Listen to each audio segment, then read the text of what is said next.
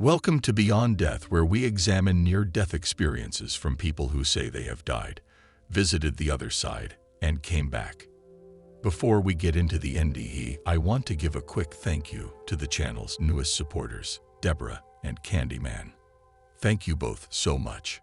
Today's NDE comes from a woman who talks about her journey to the afterlife, where she received a life review, after which she continued on to the light, where she was given much knowledge before being asked to return to Earth. Let's get into it. When I was 20, I went into early labor with my first baby. After 4 difficult days, I was given an episiotomy from which I lost a huge amount of blood. 2 days after my daughter was born, it was decided that a blood transfusion would be started. Roughly 2 hours into the transfusion, I felt I needed to use the toilet and hauled myself up, dragging the bag of blood beside me. Never before or after this experience have I felt so very weak and floaty.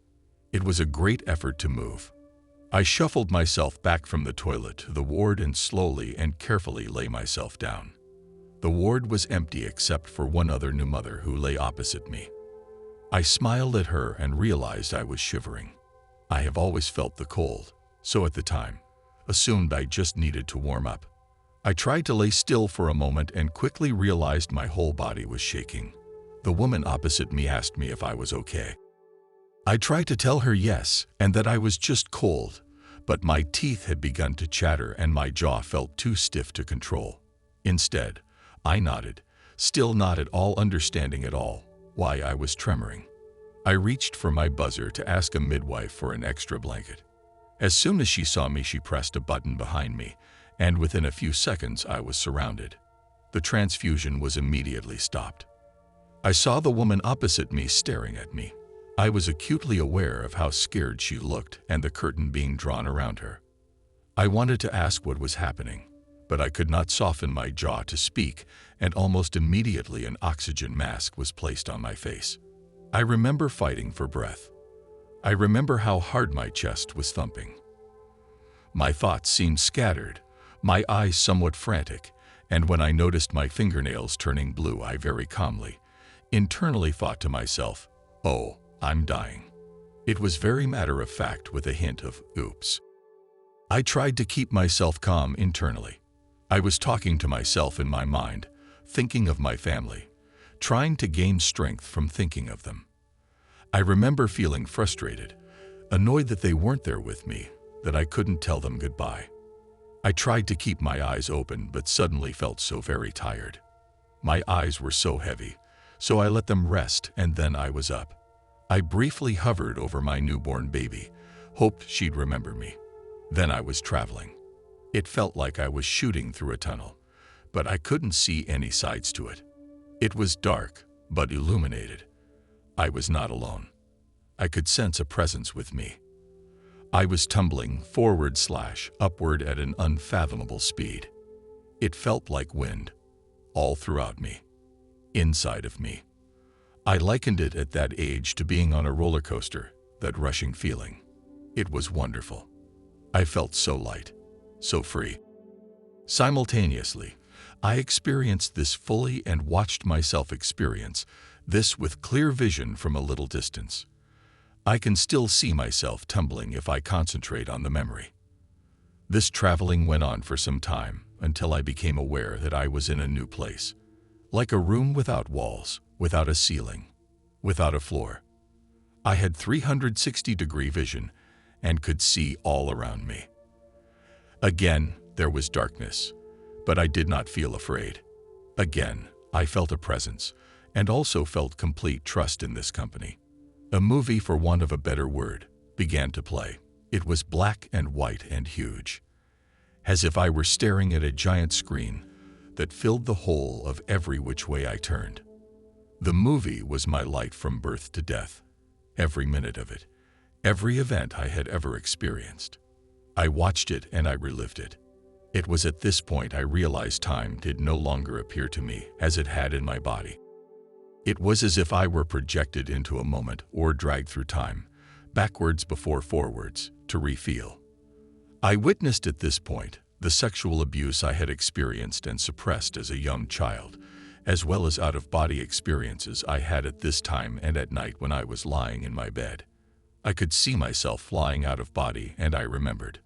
It was at this point I also saw and recalled a guide that had been with me throughout my growing. While watching/re-experiencing each moment, I found I was now able to experience each event through the emotions of all present at each time. I watched my own poor mistakes and learnt from every reliving. I watched myself as a child, bitten by a guinea pig and in shock, half launch it onto the sofa. I felt shame at this time, because I felt the fear of the guinea pig. No one condemned me. I was asked only what I had learnt. I was comforted at this time, consoled and reassured. I had learnt so much. How big an impact my seemingly small actions had on a large scale. How my choices and behavior rippled through the lives of countless others. How the love I showed spread like wildfire. How the way I mistreated others deeply hurt and affected them, and also how that pain, fear, and confusion would then impact the lives of others too. In the time I spent in this reliving, I developed a deep gratitude for many things. The experience of life for one, the people and the hearts that had touched my soul in beautiful ways, and the fragility of being human. My newfound wisdom seemed satisfactory, and we were moving. Again, we traveled through the illuminated darkness until I saw a pinpoint of light in the distance. When I saw it, it was like a remembering. I knew where I was headed, and I wanted to get there, fast.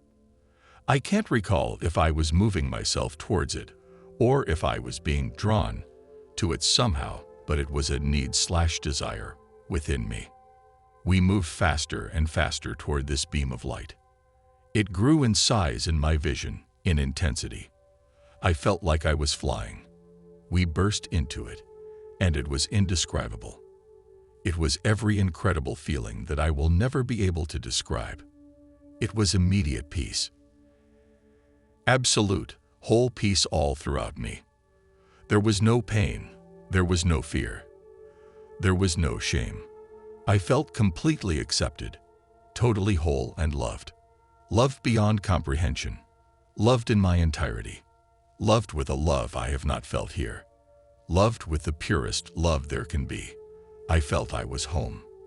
I felt I knew this place/space/being. It was light. It filled every space of my 360-degree vision.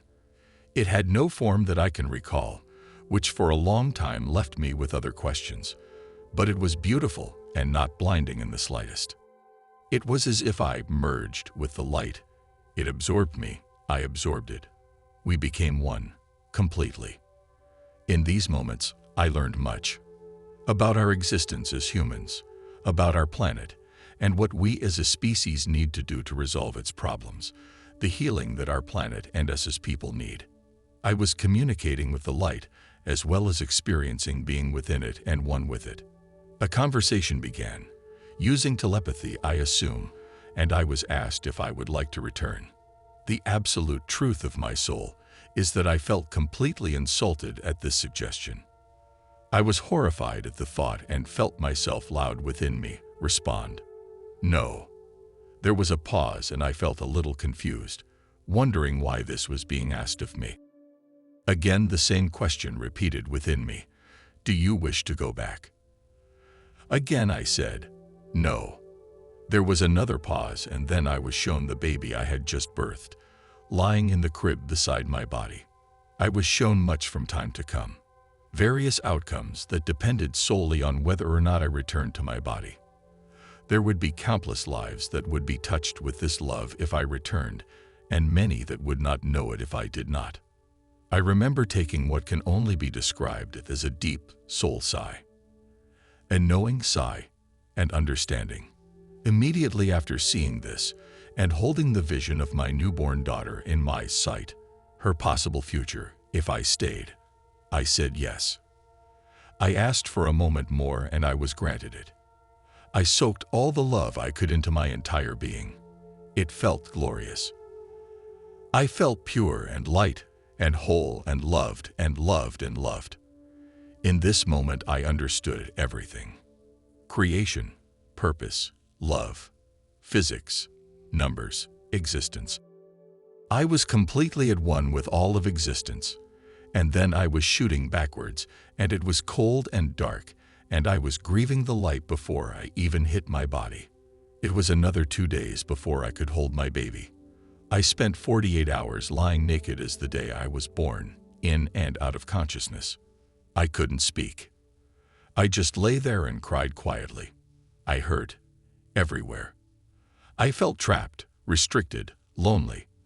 I missed the light, the love, immediately and immensely. It took my spirit longer to recover than my body, though that in itself was a long time.